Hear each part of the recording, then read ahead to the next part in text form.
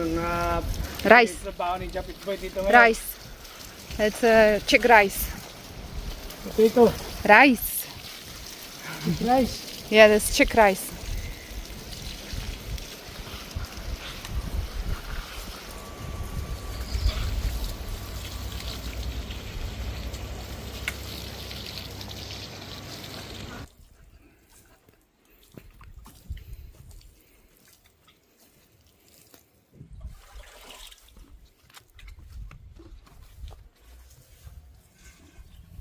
Teamwork? So we are team worker, yeah? I'm your buddy. Yeah. You're the main character of this drama in Radun. Ayun, pinapatapon niya sa akin to. Yo! Pulito! Oh. Yung pabinyagan sa akin to. Kasi kwanto eh. Tubig ng kape. Dobre!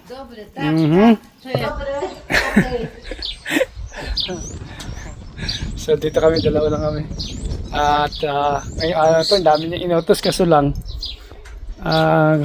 yung mga utos niya, hindi ko nga minsan talaga maintindihan, kaya yung translator ko medyo pumapalya.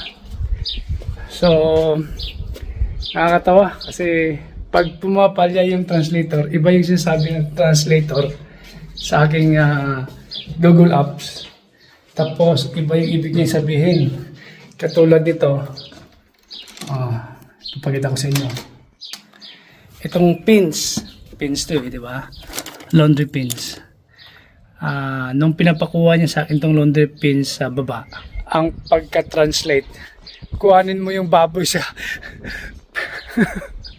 kuhanin mo yung kulungan ng baboy sa baba. Nakakatawa. So tinawagan ko si Hana. Sabi na Nandi, yung pin na laundry pin. Sabi ko nga eh. Pero ang sabi ng translator yung pig pens. My goodness. So yan, kung nakita ko siya ang naglalagay ng laundry dito. So kinuha ko, inagaw ko, no? Kasi ayaw ko nga na ma-outbalance siya eh. Pag siya ang naglalagay niyan. Kasi alam niyo na, na ganun. So nung nakita ko, dali-dali kong inagaw. Sabi niya talaga, no. Kayang-kaya niya raw. Sabi ko, hindi, kahit kaya mo, ako na. Mamaya eh, matumba ka pa. Konsensya ko pa. So yan, ang ganda ng araw ngayon. Medyo mahangin, kaya hindi siya mainit.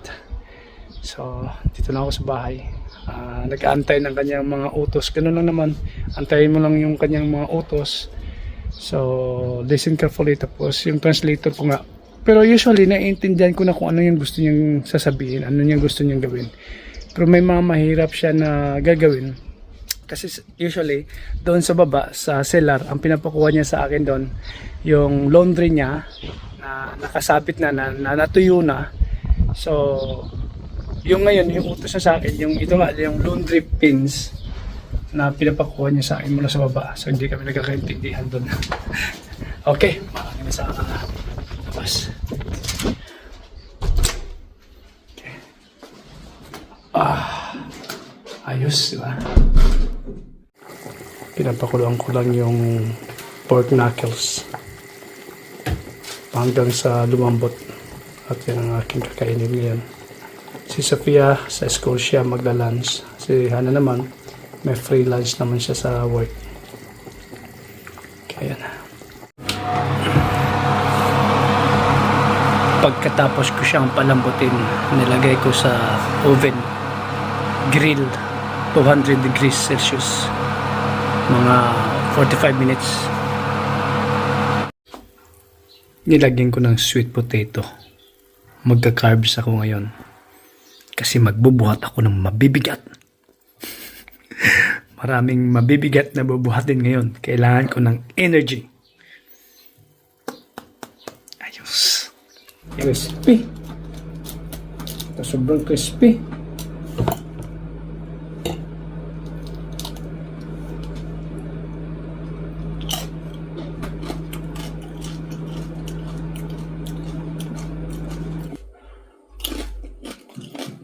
Mm.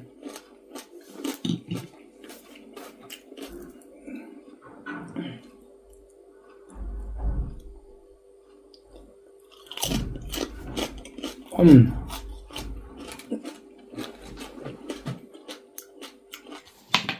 Tapos nilagyan ko siya ng 2 itlog. Ito mga kunto. Sweet potato. Talagang ayos. Ah!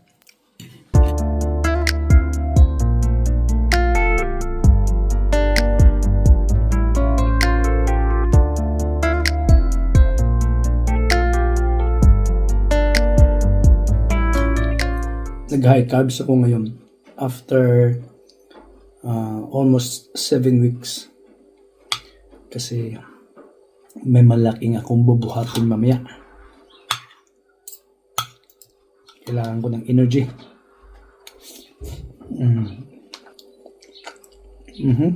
So ito yung maganda ng style na pagluto ng crispy pata kasi yung laman, yung skin crispy, pero yung laman sobrang lambot at juicy. Yan.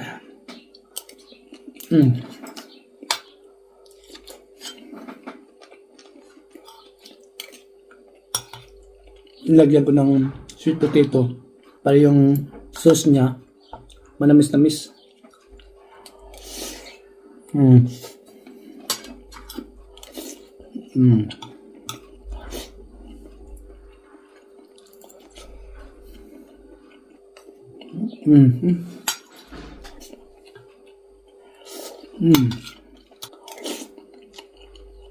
Yan yung pure laman.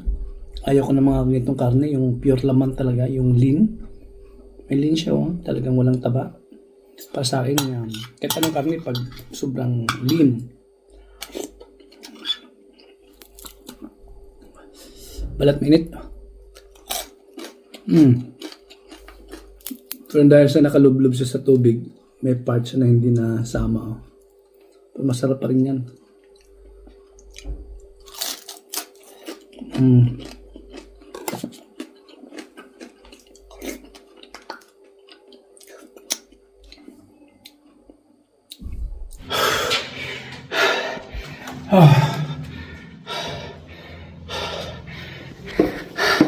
Sa maming ka nagtutupi ng aking sinampay. After ng lunch, nagpahinga na ako ng 30 minutes. Tapos una nag-cardio, tapos nag-weights, tapos nag-cardio ulit. Lakas ng carbs. Ito, pag may carbs ka sa katawan, yung energy mo talagang sulit. So, like 40 minutes weights and 40 minutes cardio. Pero bago ako nag-weights, nag-up and down ako ito sa stairs ng 15 minutes. And then, nag-weights. And then, nag-cardio ulit ito. Yung insanity cardio. Sulit. Yung nagkikrave ka ng cake or matatamis, so gagawa ko ng aking sariling version. Walang asukal. So ito ay isang banana, oatmeal, butter, 85% chocolate, 100% cacao, almond milk. Okay na to. Tapos nilagyan ko ng baking soda para maging fluffy siya. Okay? Tingnan natin kung anong kalabasan nito after 30 minutes to 40 minutes. Mga 30 minutes. Ito na. Tingnan natin kung okay yung kanya. Brownies na brownies ang dating,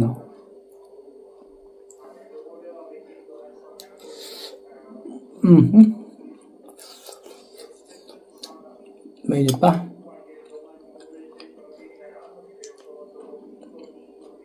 Healthy. Mm-hmm. Tapos higop ng kape.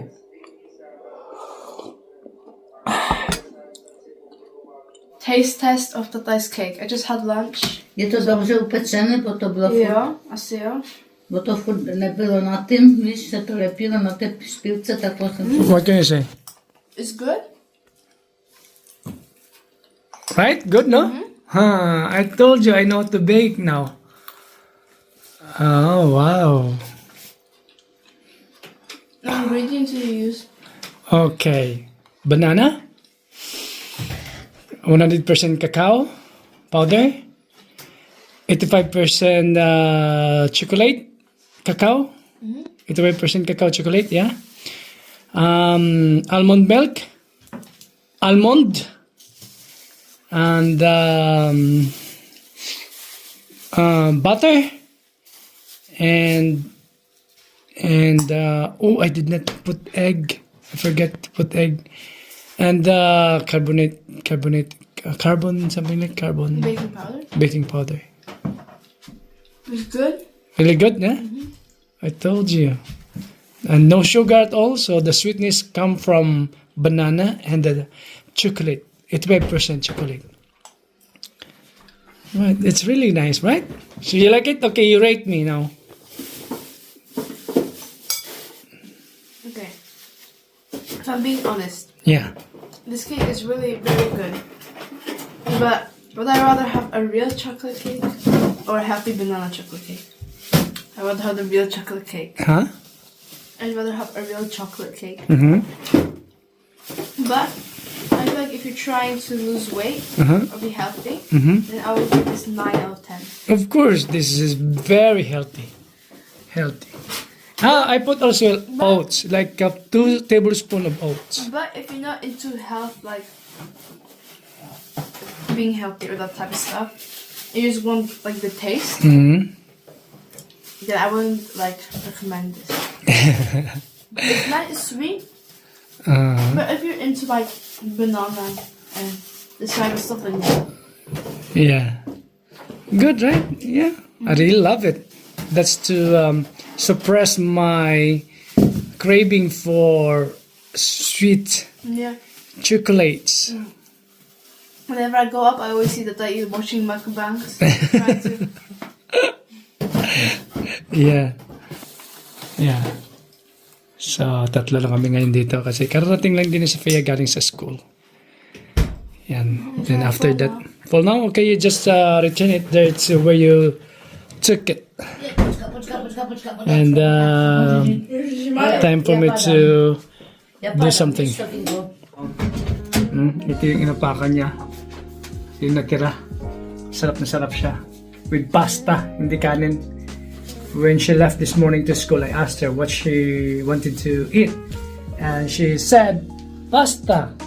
So I cooked her pasta. And then, ito yung kanyang partner sa kanyang pasta. Masarap to. Malinamnam. Okay.